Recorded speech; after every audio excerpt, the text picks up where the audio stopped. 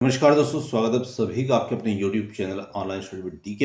यहाँ पर आपके लिए लेकर हाजिर है यूपीटेट एग्जाम 2026 के लिए पर्यावरण अध्ययन से संबंधित टॉप 50 क्वेश्चन जो 10 महत्वपूर्ण टॉपिक से लिए गए हैं। ऐसे टॉप 50 क्वेश्चन जो आपकी यूपीटेट एग्जाम के लिए मोस्ट आईएमपी बनते हैं और निश्चित ही ये प्रश्न आपकी तैयारी को और बेहतर बनाएंगे, आपके लक्ष्य को प्राप्त करने में आपकी मदद करेंगे।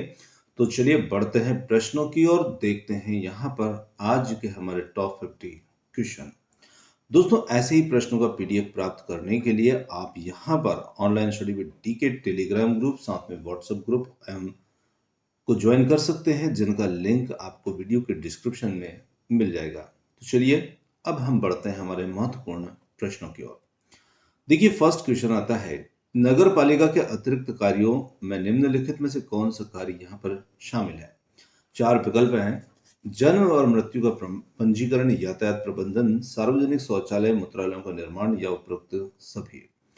तो बात की जाए नगर पालिका के अतिरिक्त कार्यों में कौन से कार्य यहाँ पर जो दिख रहे हैं इनमें से शामिल होंगे, तो नगर पालिका के अंडर में ये सारे जो कार्य होते हैं वो शामिल होते हैं। यहाँ पर हम कहेंगे फोर्थ विकल्प जो होगा वो हमारा यहाँ पर उत्तर होगा। चलिए आगे लेते हैं अगला प्रश्न। ग्रेट इंडियन बस्टर्ड को बचाने के लिए भारत सरकार के द्वारा शुरू की गई कौन सी यहाँ पर पहल है। तो देखिए, बात की जाए ग्रेट इंडियन बस्टर्ड को बचाने के लिए भारत सरकार के द्वारा शुरू की गई पहल की project tiger, project elephant, project Godawan, operation blue whale. तो देखिए, यहाँ पर बात की जाए ग्रेट इंडियन बस्टर्ड, तो ग्रेट इंडियन बस्टर्ड जिसे संक्षिप्त में GIB भी कहा जाता है, जिसे स्थानीय रूप में गोंडावन भी कहा जाता है। और गोंडावन जो है ये एक गंभीर रूप से संकटग्रस्त पक्षी प्रजाति है। यहाँ पर इसके संरक्षण के लिए प्रोजेक्ट गोंडावन नाम से एक केंद्रीय कार्यक्रम जो है वो शुरू किया गया है, और खासकर राजस्थान और गुजरात के क्षेत्रों में। तो इसी को यहाँ पर प्रोजेक्ट गोंडावन के नाम से जाना जाता है। ऑप्शन थर्ड जो होगा वो यहाँ पर हमारा उत्तर होगा। आगे लेते हैं अगला प्रश्न। जलीय पारिस्थितिक तंत्र में बायोमास का पिरामिड जो होता है वो प्रायः कैसा होता है।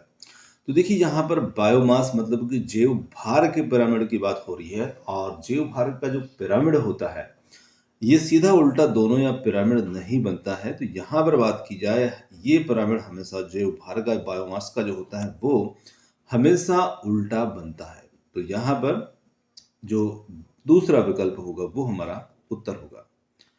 आगे देखिए, रेबीज रोग जो है किस वायरस के कारण होता है। अब रेबीज जो होता है ये हम जानते हैं कुत्ते वगैरह शियार इनके काटने के कारण से होता है, पर ये वायरस कौन सा होता है, रेबीज रोग जो होता है ये किस वायरस के कारण से होता है। वायरस का यहाँ पर हमें नाम इसमें देखना है। तो देखिए, यहाँ पर इसका जो वायरस होता है प्लाज्मोडियम या वेरिसेला, लाइसोवायरस, और एक है विब्रियो कॉलेरा। तो यहाँ पर जो लाइसोवायरस होता है इसके द्वारा यहाँ पर ये रोग जो होता है ये फैलता है। तो यहाँ पर कहेंगे ऑप्शन जो थर्ड होगा लाइसा वायरस, ये यहाँ पर हमारा इसमें उत्तर होगा। चलिए आगे लेते हैं अगला प्रश्न। छोटी माता का दूसरा नाम क्या है। तो देखिए, छोटी माता जैसे छोटी चेचक भी कहा जाता है, स्मॉल पॉक्स, चिकन पॉक्स आदि के नाम से भी ये जाने जाते हैं। तो यहाँ पर मलेरिया, वेरिकोला, हाइड्रोफोबिया, क्षय रोग। तो देखिए, जो छोटी माता होती है चिकन पॉक्स, इसे चिकित्सा की भाषा में वेरिसेला कहा जाता है। ये वेरिकोला लिखा है। तो यहाँ पर ऑप्शन जो सेकंड होगा वेरिसेला, ये हमारा यहाँ पर उत्तर होगा। आगे देखिए, मलेरिया रोग के परजीवी सूक्ष्म जीवों को किस नाम से जाना जाता है। तो मलेरिया रोग के जो परजीवी सूक्ष्म जीव होते हैं इन्हें हम साल्मोनेला टाइफी या सिगेला बैक्टीरिया, प्लाज्मोडियम, लाइसा वायरस। तो यहाँ पर इन्हें हम कहते हैं, मलेरिया रोग के जो परजीवी होते हैं इन्हें हम प्लाज्मोडियम के नाम से जानते हैं इन सूक्ष्म जीवों को। तो मलेरिया रोग एक प्रोटोजोआ रोग है जो प्लाज्मोडियम के कारण होता है। मादा एनाफिलिस मच्छर जो है वो यहाँ पर इसे फैलाते हैं। तो ऑप्शन थर्ड यहाँ पर हमारा उत्तर होगा। आगे देखिए, विश्व स्वास्थ्य संगठन WHO की स्थापना औपचारिक रूप से कब हुई? तो देखिए, विश्व स्वास्थ्य संगठन की औपचारिक जो स्थापना की बात की जाए, 5 जून 1972 है, 16 सितंबर 1987 है, 7 अप्रैल 1948 है, 19 नवंबर 1986 है। तो WHO का जो गठन किया गया था वो किया गया था 7 अप्रैल 1948 को, और इसी दिन हर वर्ष हम मनाते हैं विश्व स्वास्थ्य दिवस, जो इसके स्थापना के साथ ही होता है। तो ऑप्शन थर्ड 7 अप्रैल 1948 इसमें हमारा उत्तर होगा। व्यक्तिगत स्वच्छता शब्द की उत्पत्ति किस भाषा से हुई? 4 विकल्प हमारे सामने है, लैटिन, फ्रेंच, ग्रीक या जर्मन से। तो देखिए, यहाँ पर व्यक्तिगत स्वच्छता शब्द की जो उत्पत्ति हुई थी, ये इसमें आता है हाइजीन, और ग्रीक शब्द हाइजिया के नाम से ये लिया गया था। तो यहाँ पर ग्रीक शब्द से ही इसकी उत्पत्ति मानी गई है, और हाइजिया जो है इससे ये लिया गया था ग्रीक शब्द से। आगे लेते हैं, पचे हुए भोजन से पोषक तत्वों को संसाधित करना किस अंग का कार्य होता है? अब देखिए, जो पचा हुआ भोजन होता है उससे पोषक तत्वों को संसाधित करना, पेट, छोटी आंत, बड़ी आंत या यकृत। तो देखिए, यहाँ पर बात की जाए तो हम सभी जानते हैं कि भोजन का जो अवशोषण होता है वो होता है छोटी आंत में। पर छोटी आंत में जब भोजन का अवशोषण होने के बाद में यहाँ पर जो हमारा लीवर होता है, यकृत होता है, ये हमारे शरीर की सबसे बड़ी ग्रंथि होती है, और यही बड़ी ग्रंथि जो होती है ये पोषक तत्वों को संसाधित भी करने का कार्य करता है। तो यहाँ पर लीवर जो होगा वो हमारा इसमें उत्तर होगा। आगे लेते हैं अगला प्रश्न, और अगला प्रश्न आता है, खाद्य पदार्थों के तीन समूहों के आधार कौन कौन से हैं? 3 समूह में हम इनको वर्गीकृत करते हैं। अनाज, मांस और सब्जियां ऊर्जा देने वाले, शरीर निर्माण करने वाले या सुरक्षात्मक भोजन, प्रोटीन, कार्बोहाइड्रेट, वसा, विटामिन, खनिज और पानी। तो देखिए, यहाँ पर खाद्य पदार्थों को जो हम 3 रूपों में इनको बांटते हैं, तो इसमें हमारे होते हैं ऊर्जा देने वाले, शरीर निर्माण करने वाले, सुरक्षात्मक भोजन वाले, और ये 3 रूप में इनको बांटा जाता है। शरीर के चयापचय, मेटाबॉलिज्म और ऊतकों के निर्माण के लिए कौन सा कार्बनिक यौगिक आवश्यक है, लेकिन ये ऊर्जा नहीं देता है? तो यहाँ पर बात की जाए प्रोटीन, कार्बोहाइड्रेट, विटामिन, वसा की, इनमें विटामिन जो होते हैं ये हमारे शरीर के मेटाबॉलिज्म के लिए आवश्यक होते हैं, परंतु ये ऊर्जा नहीं देते हैं। तो विटामिन यहाँ पर उत्तर होगा। आगे देखिए, परिवार शब्द का अर्थ क्या होता है? परिवार शब्द का अर्थ केवल माता पिता है या फिर हमारे रक्त संबंधों से जुड़ा समूह है, 2 या 2 से अधिक पीढ़ियों का समूह जो साथ में रहता है, या फिर केवल बच्चे?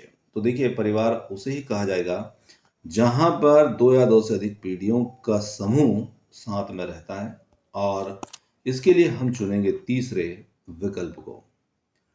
संयुक्त परिवार की विशेषता क्या है? संयुक्त परिवार एकल जीवन है, सभी सदस्य स्वतंत्र हैं, सभी सदस्य मिलकर एक साथ रहते हैं, या केवल आर्थिक रूप से जुड़ा हुआ। तो संयुक्त परिवार जो होता है वो होता है सभी सदस्य जहां पर एक साथ मिलकर के रहते हैं। तो तीसरा विकल्प जो होगा, जिसमें दादा दादी, माता पिता, बच्चे, है ना, ये सभी मिलकर रहते हैं, वो हमारे लिए संयुक्त परिवार होता है। आगे बात की जाए, समाजीकरण का क्या अर्थ है? समाज से दूरी बनाना, समाज में घुलना मिलना और व्यवहार सीखना, नए लोगों से बचना, अकेले रहना। तो देखिए, समाजीकरण का मतलब होता है समाज में घुलना मिलना, व्यवहार सीखना, यही हमारे लिए समाजीकरण होता है दूसरे विकल्प के साथ में, और जिससे हम समाज के नियम, मूल्य, आचरण आदि को सीखते हैं। अगला प्रश्न है, पर्यावरण शिक्षा का मुख्य उद्देश्य क्या है? तो देखिए, पर्यावरण शिक्षा आखिर हमारे लिए क्यों जरूरी बन जाती है? तो प्रकृति से दूर रहना, पर्यावरण की उपेक्षा करना, पर्यावरण की रक्षा और संरक्षण के प्रति जागरूकता बढ़ाना, केवल पौधों का अध्ययन करना। तो यहाँ पर पर्यावरण की रक्षा और संरक्षण के प्रति हमारी जागरूकता बढ़े, इसीलिए हम पर्यावरण शिक्षा को अपनाते हैं, और इसका मुख्य उद्देश्य रहता है।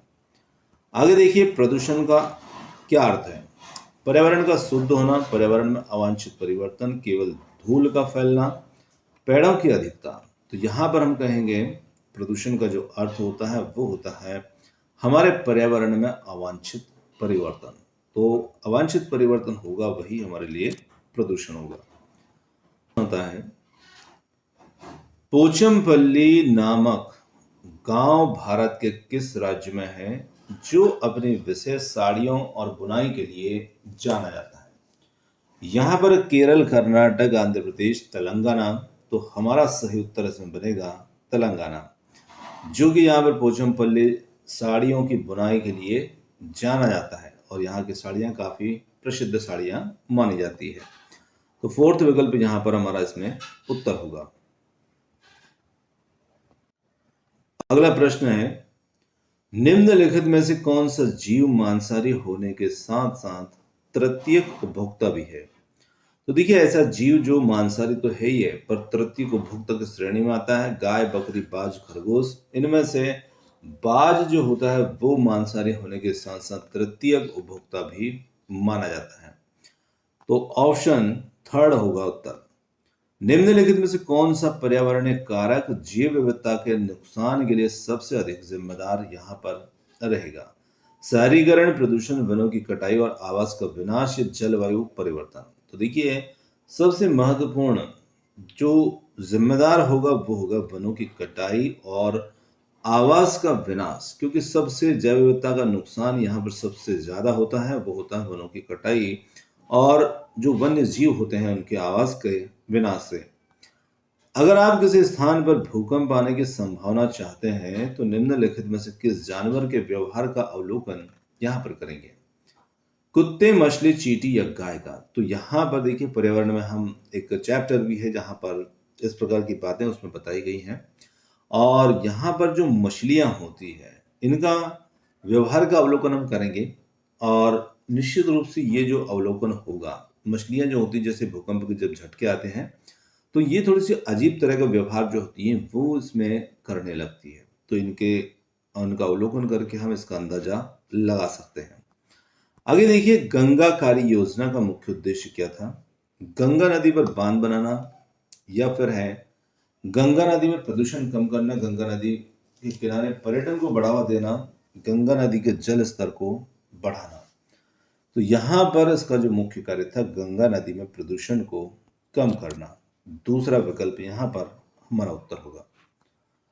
आगे लेते हैं निम्नलिखित में से कौन सा पौधा कीट भक्षी पौधा है। बहुत अच्छा प्रश्न है, कई बार पूछा गया प्रश्न है। पीपल, घटपर्णी, नागफनी या गुलाब। इनमें से जो फीचर प्लांट है जिसे कलश पादप भी कहते हैं और ये कीड़े मकोड़ों को अपने अंदर फंसा करके खा जाता है। इसका ऐसा करने का जो कारण होता है वो होता है नाइट्रोजन की आपूर्ति, यानी कि इन कीट पतंगों के माध्यम से ये नाइट्रोजन की आपूर्ति करता है। आगे देखिए भारतीय वन सर्वेक्षण विभाग, इसकी स्थापना किस वर्ष हुई। 1981, 1972, 1988 या 1952। तो यहाँ पर बात की जाए भारतीय वन सर्वेक्षण विभाग की स्थापना की तो ये हुई थी वर्ष 1981 में। ऑप्शन नंबर फर्स्ट यहाँ पर उत्तर होगा। निम्नलिखित में से कौन सी गैस वायुमंडल में आयतन के हिसाब से तीसरी सबसे प्रचुर मात्रा में पाई जाने वाली गैस है। हम सभी जानते हैं पहली नाइट्रोजन होती है, फिर उसके बाद ऑक्सीजन आती है और उसके बाद तीसरे नंबर पर आती है ऑर्गन गैस। तो जी हाँ, ऑर्गन जो है वो तीसरे स्थान पर यहाँ पर होती है। आगे देखिए भारत के मुख्य भूमि का सर्वाधिक पश्चिमी बिंदु जो है वो कौन सा। इंदिरा कॉल, इंदिरा पॉइंट या फिर किबिथु या फिर फोर्थ विकल्प है गौर माता। तो देखिए भारत की मुख्य भूमि का सबसे पश्चिमी बिंदु जो है गुहार मोती या गौर मोती है। तो यहाँ पर इसे गौर माता या गौर मोती इस नाम से थोड़ा सा जानते हैं और ये गुजरात के कच्छ जिले में स्थित है। तो यहाँ पर ऑप्शन जो फोर्थ होगा यह हमारा इसमें उत्तर होगा। भारत की स्थलीय सीमा की कुल लंबाई की बात की जाए वो यहाँ पर कितनी होगी। तो यहाँ पर 7,516, 6,100, 15,200 या 3,214।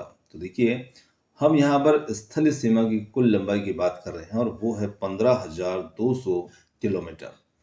तीसरा विकल्प यहाँ पर हमारा इसमें उत्तर होगा। भारत का सबसे छोटा राष्ट्रीय उद्यान जिम कॉर्बेट नेशनल पार्क, केवल केबुल लामजाओ नेशनल पार्क, या फिर साउथ बटन राष्ट्रीय उद्यान, हेमिस राष्ट्रीय उद्यान। तो देखिए यहां पर बात की जाए भारत के सबसे छोटे राष्ट्रीय उद्यान की, वो है साउथ बटन राष्ट्रीय उद्यान। तो यहां पर ऑप्शन थर्ड होगा प्रश्न का उत्तर। और इस राष्ट्रीय उद्यान जो होगा ये भारत का सबसे छोटा राष्ट्रीय उद्यान है। चलिए आगे लेते हैं। वन्यजीव संरक्षण अधिनियम भारत में किस वर्ष लागू हुआ था? वन्यजीव संरक्षण अधिनियम कई बार परीक्षाओं में पूछा गया है और काफी महत्वपूर्ण है, और 1972 में ये यहाँ पर जो था लागू किया गया था। तो ऑप्शन सेकंड जो होगा वो प्रश्न का उत्तर होगा। आगे लेते हैं अगला प्रश्न, और अगला प्रश्न आता है वर्ली पारंपरिक कला का एक रूप है, यह किस राज्य में प्रसिद्ध है? तो वर्ली की बात की जाए तमिलनाडु, महाराष्ट्र, केरल, बिहार। तो महाराष्ट्र जो है यहाँ पर वर्ली एक पारंपरिक कला का रूप है जो महाराष्ट्र में यहाँ पर प्रसिद्ध होती है। तो ऑप्शन सेकेंड हमारा उत्तर है। कुडुख किस राज्य के लोगों के द्वारा बोली जाने वाली स्थानीय भाषा है? मिजोरम, मणिपुर, झारखंड या अरुणाचल प्रदेश। तो देखिए ये कुडुख जो है ये झारखंड की एक स्वदेशी भाषा है। और तीसरा विकल्प जो होगा वो यहां पर होगा उत्तर। आगे प्रश्न है जिम कॉर्बेट नेशनल पार्क का सबसे पुराना नाम क्या है? तो देखिए जिम कॉर्बेट नेशनल पार्क जो था इसका पुराना नाम Hemis national park, Rajaji national park, Hailey national park या कान्हा राष्ट्रीय पार्क। तो इसे हैली नेशनल पार्क के नाम से भी जाना जाता है। इसका पुराना नाम जो है हैली नेशनल पार्क है, और उत्तराखंड में ये जिम कॉर्बेट जो नेशनल पार्क है ये है, और ये भारत का सबसे पुराना पार्क भी है। दचिगम और किश्तवाड़ राष्ट्रीय उद्यान जो है ये कहाँ पर स्थित है? तो इनकी बात की जाए दचिगम और किश्तवाड़ जो राष्ट्रीय उद्यान है ये जम्मू कश्मीर में यहाँ पर स्थित है। ऑप्शन थर्ड होगा यहाँ पर हमारा उत्तर। 13वां राष्ट्रीय उद्यान केबुल लामजाओ किस राज्य में स्थित है? मणिपुर, असम, मिजोरम, अरुणाचल प्रदेश। तो यहाँ पर 13वां राष्ट्रीय उद्यान जो है केबुल लामजाओ ये है मणिपुर में। ऑप्शन फर्स्ट होगा यहाँ पर हमारा उत्तर, और ये एकमात्र 13वां राष्ट्रीय उद्यान है। चलिए आगे है भारत की पहली राष्ट्रीय वन नीति किस वर्ष अपनाई गई थी? तो भारत की पहली राष्ट्रीय वन नीति की बात की जाए ये सबसे पहले अपनाई गई थी वर्ष 1952 में, और वर्ष 1952 में ये सबसे पहली बार आजादी के बाद से अपनाई गई नीति थी, और बाद में वन संसाधनों का प्रबंधन और संरक्षण करना था। तो बाद में वर्ष 1988 में इसे संशोधित भी किया गया था। तो ऑप्शन फर्स्ट यहाँ पर होगा उत्तर। पारिस्थितिक तंत्र का महत्वपूर्ण कार्य क्या है? ऊर्जा का प्रवाह है, पोषक चक्र है, या फिर दोनों हैं, या फिर इनमें से कोई नहीं। तो देखिए पारिस्थितिक तंत्र का जो महत्वपूर्ण कार्य होता है वो होता है ऊर्जा प्रवाह, पोषक चक्र, दोनों ही यहां पर बनते हैं इसके लिए महत्वपूर्ण कार्य। आगे है विश्व मरुस्थलीकरण रोकथाम दिवस कब मनाया जाता है? 17 जून, 5 जून, 21 मार्च या 16 सितंबर। इनमें से बात की जाए विश्व मरुस्थलीकरण रोकथाम दिवस की, तो ये मनाया जाता है 17 जून को। जी हाँ, पहला विकल्प जो होगा वो उत्तर होगा। मनाने का जो उद्देश्य है मरुस्थलीकरण और सूखे के प्रभाव के बारे में लोगों को जागरूक करना ही इसका उद्देश्य है। तो यहाँ पर फर्स्ट विकल्प इसका उत्तर होगा। भारत में पर्यावरण संरक्षण अधिनियम जो था कब पारित किया गया था? तो यहाँ पर भारत में पर्यावरण संरक्षण अधिनियम वर्ष 1986, ऑप्शन थर्ड यहाँ पर उत्तर होगा। पृथ्वी पर सबसे अधिक जैव विविधता जो है किस क्षेत्र में पाई जाएगी? उत्तरी गोलार्ध, भूमध्य रेखा, ध्रुवीय क्षेत्र या मरुस्थल। तो सबसे अधिक जैव विविधता की बात की जाए तो वो होगी भूमध्य रेखा क्षेत्र में, क्योंकि सेकेंड हमारा उत्तर होगा। आगे देखिए ओजोन परत की मोटाई को मापने की इकाई की बात की जाए वो क्या होगी? Reactor, Dobson, barometer, seismograph. तो यहाँ पर इसमें से बात की जाए ओजोन परत की मोटाई को मापने की, तो यहाँ पर हमारा उत्तर होगा डॉप्सन इकाई, जो होगा ये उत्तर होगा। चलिए अगला प्रश्न लेते हैं। अगला प्रश्न आता है, भूमिगत जल को प्रदूषित करने वाला अजैविक प्रदूषक कौन सा है? तो यहाँ पर बैक्टीरिया, शैवाल, आर्सेनिक, विषाणु। तो भूमिगत जल को दूषित करने वाला अजैविक प्रदूषक जो होगा वो होगा हमारे लिए यहाँ पर ऑप्शन 3 आर्सेनिक। अगला प्रश्न है, केंद्रीय चावल अनुसंधान केंद्र कहाँ स्थित है? शिमला, राजमुंदरी, कटक या कानपुर? केंद्रीय चावल अनुसंधान केंद्र जो है ये कटक, उड़ीसा के अंदर स्थित है, और जिसे संक्षिप्त में हम कहते हैं ICAR। कभी वो प्रश्न आपसे ICAR के नाम से भी आ सकता है। यहाँ पर जो होगा सेंट्रल राइस रिसर्च इंस्टीट्यूट भी इसे कहा जाता है। केचुआ पालन के लिए किस शब्द का प्रयोग होता है? Apiculture, viticulture, sericulture, vermiculture. तो केचुआ पालन के लिए हम यहाँ पर प्रयोग में जो लाते हैं वो आता है वर्मिकल्चर। ऑप्शन 4 जो होगा वो हमारा उत्तर होगा। आगे देखिए प्रश्न है, बागवानी किससे संबंधित है? Pomology, hydroponics, horticulture, olericulture. तो यहाँ पर बागवानी जो है वो संबंधित होती है हार्टिकल्चर से। ऑप्शन 3 जो होगा ये हमारा उत्तर होगा, और जिसमें हार्टिकल्चर होती है वहाँ जो पौधे, खेती, बागवानी आदि से संबंधित ये होती है।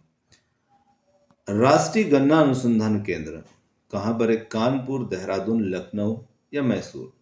तो बात की जाए राष्ट्रीय गन्ना अनुसंधान केंद्र की, ये है ऑप्शन 3 लखनऊ में। आगे लेते हैं अगला प्रश्न, और अगला प्रश्न आता है, कथक किस क्षेत्र का शास्त्रीय नृत्य है? तो यहाँ पर कथक उत्तर भारत का शास्त्रीय नृत्य है, उत्तर प्रदेश का शास्त्रीय नृत्य है, और जो कि होगा दूसरा विकल्प उत्तर भारत, उत्तर प्रदेश। काली मिट्टी का रंग काला क्यों होता है? लोहे के ऑक्साइड के कारण, टिटिफेरस मैग्नेटाइट की उपस्थिति के कारण, कार्बनिक यौगिक की वजह से, ज्वालामुखी क्रिया के कारण? तो यहाँ पर हम कहेंगे कि काली मिट्टी का रंग जो काला होता है वो होता है टिटेनिफेरस मैग्नेटाइट की उपस्थिति से, जो कि है दूसरा हमारा विकल्प। और इसी की वजह से मिट्टी जो होती है उसमें गहरा रंग जो है दिखाई देता है। नदियों का अध्ययन जो होता है इसे क्या कहा जाता है? नदियों का अध्ययन इकोलॉजी, पेडोलॉजी, जियोलॉजी या पोटामोलॉजी? तो यहाँ पर नदियों का जो अध्ययन होता है इसे हम कहते हैं पोटामोलॉजी। ऑप्शन 4 जो होगा वो हमारा उत्तर होगा।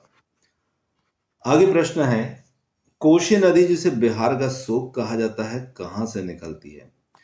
मानसरोवर झील, गंगोत्री, नेपाल, अमरकंटक? तो यहाँ पर बात की जाए कोशी नदी जो है ये नेपाल से निकलती है, और बिहार में बाढ़ की वजह से इसे बिहार का शोक भी कहा जाता है। तो ऑप्शन 3 यहाँ पर हमारा उत्तर होगा।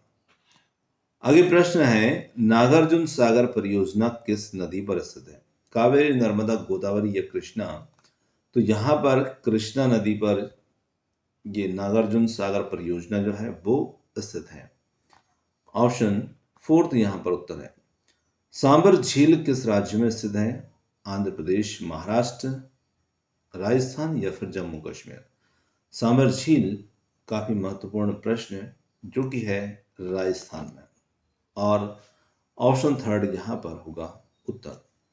तो दोस्तों ये थे हमारे पर्यावरण अध्ययन से संबंधित 50 अति महत्वपूर्ण प्रश्न आपको कैसे लगे कमेंट्स करके बताइए, और ऐसे प्रश्नों पर आपने समय दिया उनके लिए बहुत बहुत धन्यवाद। Thanks for watching. मिलते हैं जल्द ही एक और नए वीडियो के साथ। धन्यवाद।